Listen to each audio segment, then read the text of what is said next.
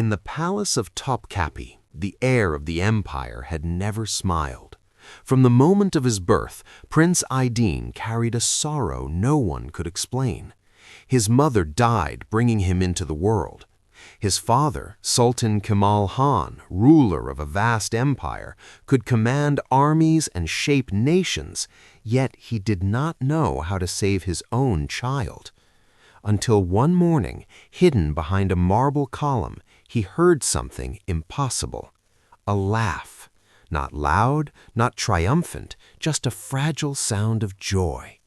A simple servant had accomplished what gold, power, and 100 nurses could not. And in that quiet moment, the destiny of an entire kingdom began to change. The palace awakened before the sun, not from joy, but from habit. Topkapi Palace rose over the Bosphorus, draped in marble, silk, and gold. From the outside, it radiated power. Inside, it breathed silence, heavy, unspoken silence, as if the walls themselves carried grief they dared not name. The air was warm even at dawn. Summer clung to the city like a second skin. The gardens smelled of jasmine and damp earth, yet in the eastern wing, where the air slept, no fragrance could erase the invisible scent of morning. There lived Sultan Kemal Khan, the most powerful man in the empire and the loneliest. Nearly 2 years had passed since the death of Safil, his wife. She had been strong, respected, unyielding. She died giving life, leaving behind a son celebrated by the court and marked by loss from his first breath.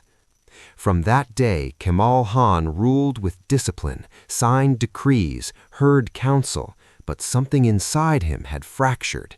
That fracture had a name, Aydin. The prince was still an infant, pale skin, wide eyes, eyes that did not seek toys or sparkle with delight, eyes that watched as if they already understood too much. He did not cry often, but he never smiled. Nurses rotated endlessly, caretakers sang, played, whispered, rocked. Nothing reached him. He accepted arms and milk and warmth without resistance, without response. His face remained solemn, his gaze distant. Whispers crept through the palace like ivy. The child was born with sorrow. He inherited his father's grief. Fate marked him. Kemal Khan heard and remained silent. Each night he walked the endless corridors alone, his footsteps echoing beneath domes and arches. Often he stopped outside the door of the heir's chamber.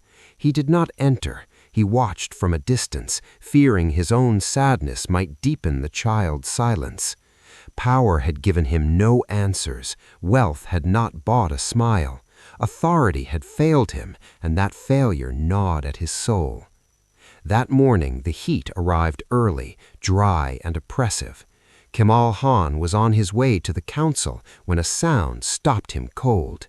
A laugh, soft, uncertain, real. It came from the wing of the air. He frowned. No one played with the prince at this hour without instruction. The guards stepped forward, but the Sultan raised his hand for silence.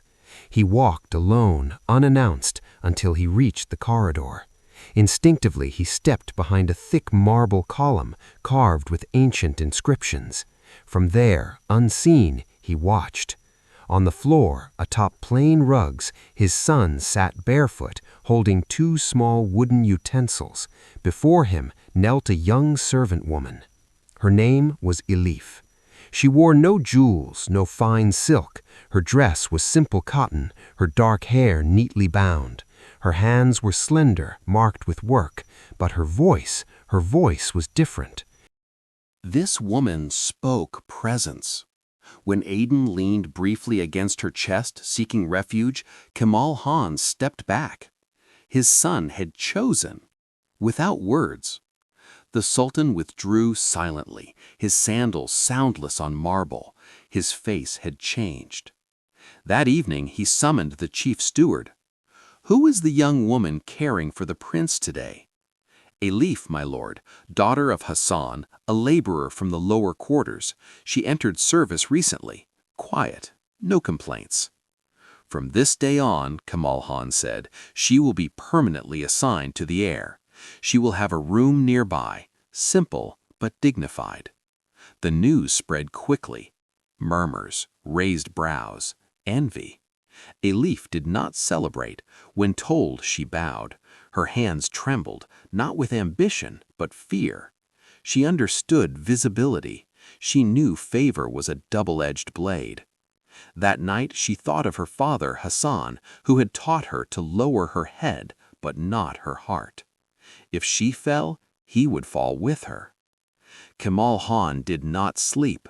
The image of his son's laughter returned again and again. Hope stirred, quietly. The palace changed not with trumpets, but with glances. Elif walked the same halls, yet eyes followed her. She now had a small room, clean and watched. Each night she touched the bedspread as if it might vanish. Aden changed slowly, like the light shifting across a wall. He slept deeper. He reached for her fingers. He made new sounds. Elif never took it for granted. The Sultan watched from afar. He asked about meals, sleep, health, never about Elif, but his gaze lingered. She was summoned for instruction, speech, reading, etiquette, not to make her a lady, but so she would not be humiliated. Elif learned quickly. Words became armor. Silence became skill. Whispers grew. She's influencing the air. She won't last. No one rises without falling. She listened and said nothing. One evening, Kemal Han heard her singing softly. He asked where she learned it. My mother sang when the world felt too big. Something shifted. Supplies were sent to Hassan, bread, oil, a little money. Yet the rumors hardened into suspicion. The council spoke carefully. Influence, risk. Kemal Han asked one question only. Has she failed? Silence. Then, this is fear, not fault. Elif was tested publicly during a ceremony. She stood calm, answered simply, never defended herself. A child does not become weak by feeling safe, she said. The Sultan saw everything. That night, Kemal Han summoned her privately. I want to understand you, he said. I seek respect, Elif answered, not protection bought with gratitude. If I asked, he whispered, then I would refuse. He did not rage. For the first time, he wanted to be worthy. Pressure mounted. Alliances were urged. Stability demanded. Elif said quietly, if I must leave to protect the child, I will. That was the moment Kemal Han chose. Before the council, he declared his decision.